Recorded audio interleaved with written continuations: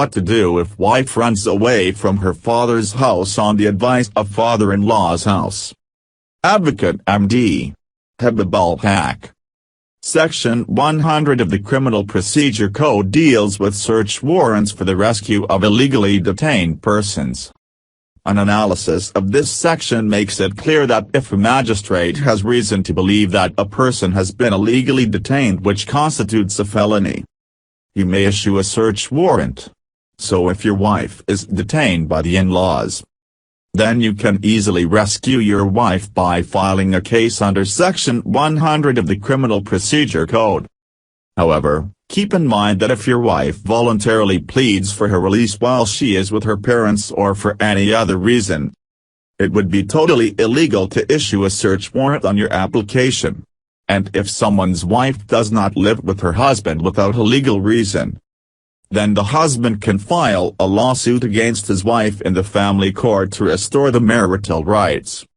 There is a decision of the High Court in this regard in 18 DLR 544 pages. However, in the case of restoration of marital rights, the plaintiff, that is the husband, must prove that he has come to the court with an innocent attitude. If the wife can prove that the husband has treated her cruelly, then the husband will not get the decree. The nature of cruelty should be such that it is not safe for the wife to go to the husband's house in that situation. It is also a great tool for the wife. Besides, another tool for a wife not to have a husband is to refuse to live with her husband and give him a chance to get married until the immediate dowry is paid. Therefore, if the husband files a suit seeking restoration of conjugal rights before the conjugal union has taken place, then saying that the dowry is unpaid will be a good tool for the wife. However, in order to restore marital rights, one must have the validity of a valid marriage. Another thing to know is that if a premarital agreement states that a wife can live with her parents after marriage, it will be illegal. In the same way, an agreement that requires a husband to stay with you at all times will not be acceptable. However, the agreement entered into with the second wife by allowing her to stay at home and agreeing to pay alimony to her will be enforced by law. And keep in mind that once the divorce process is completed between the husband and wife, the case will not go on until the notice of divorce is withdrawn.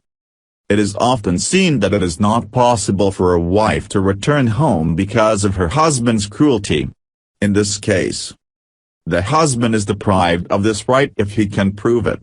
Again, if the husband alleges adultery against the wife, the court may issue a decree to recover the marital rights if this argument is true.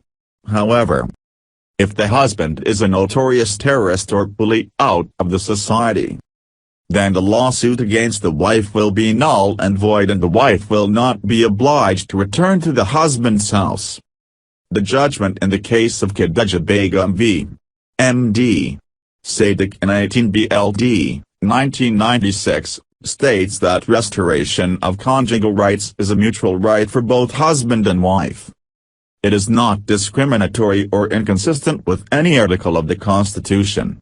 In the case of Hussein Jahan v. M.D. Sajahan, 18 BLD, 1997, it is said, if a wife refuses to get married without any reason, then the husband can sue. In case of termination of residence, the husband can file suit against the wife for restoration of marital rights. Munshai Basler Rahim v. Samsaneza Begum, 1811 Mia page 551. However, it should be kept in mind that the issue of restoration of marital rights is a matter of discretionary power of the court. In this case, the party who filed the case must prove that he has taken refuge in the court with a transparent attitude and must prove that his spouse does not want to return home without any reason. Now let's learn about the rules for filing a lawsuit to restore marital rights.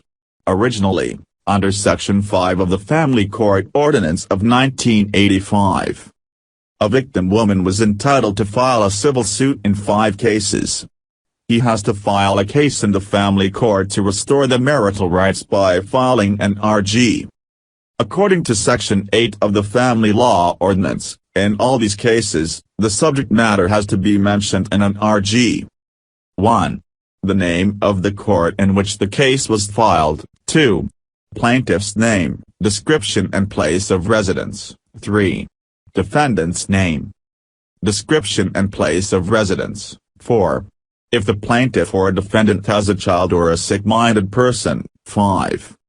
The reason for filing a lawsuit and the place and date of origin of the cause. A description of the jurisdiction of the court. A clear description of the remedy claimed by the plaintiff. Needless to say, the 7 issues mentioned in the RG should be mentioned in detail in this case.